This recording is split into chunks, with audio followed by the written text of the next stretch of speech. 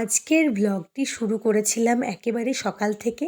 তো সকালে ঘুম থেকে উঠে আমরা অ্যাজ ইউজুয়াল চা খাওয়ার পরেই একটু খেজুর খাওয়ার পরে বর আগের দিন এনেছিল ওই যে তো আনারসটা কাটলাম, কেটে আমরা সব খেতে বসলাম একসঙ্গে ফলমূল।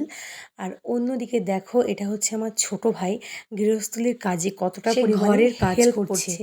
ভাবতে কি এটা পারা যায়? সত্যি অবাক তারপর লাগে তখন যে বেলা কটা বাজে? আজকালকার দিনে মোটামুটি ছেলেরা 11টার ঘরের কাজ মধ্যে করলে আমাদের সেটা আজকে অনেকাংশে সকালে মানুষের যেহেতু কাছে আমাদের আমরা খারাপ ভাত দেখায় কিন্তু আর না, কি। তো ছেলে সকালে মেয়ে সবার ভাতটা কিন্তু হয়ে দরকার গেছিলো।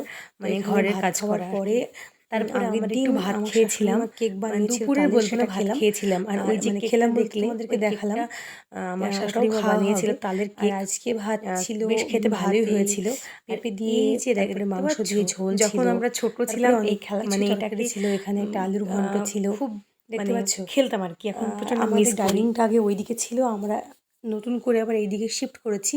আর আমার এমনি বসে মাদুরেই খেতে ভালো লাগে, কিন্তু আমার বর বলে কি যে না, মাদুরে না, ডাইনিংয়ে খাও, সবগুলো গুছিয়ে খাওয়া হয় আর ওঠা পড়া খুব সমস্যা হয়ে যায়, তাই ডাইনিংয়ে খাওয়া আর কি। কিন্তু আমার আবার মাদুরে ভালো লাগে। খাওয়া দাওয়া করার পরে এই যে ঘরে একটু রেস্ট নিতে এলাম, আর হঠাৎ করে ছোটো ভাইয়ের ঘরে এই জিনিসটা দেখতে পেলাম। আর কি মনে পড়ে গেল সে ছোটবেলার কথা। আমাদের সময় যে ছোটবেলায় এগুলো কত তাড়াতাড়ি একসাথে গড়িয়ে মিলিয়েছি, যায়, কিন্তু এখন সেটা নামটাই ভুলে আমাদের গেছি। চোখের নিমিষে আর জীবন কি। না।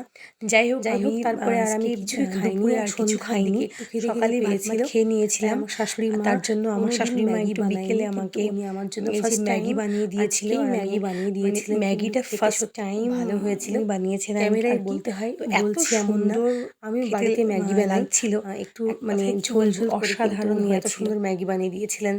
আর তারপরে কি আমার শ্বশুরমশাই বাজার থেকে গরম গরম জিলিপি, আর এখানে জিলিপি তো আমি কী বলবো, এত ভালো জিলিপি আমি কোথাও খাইনি।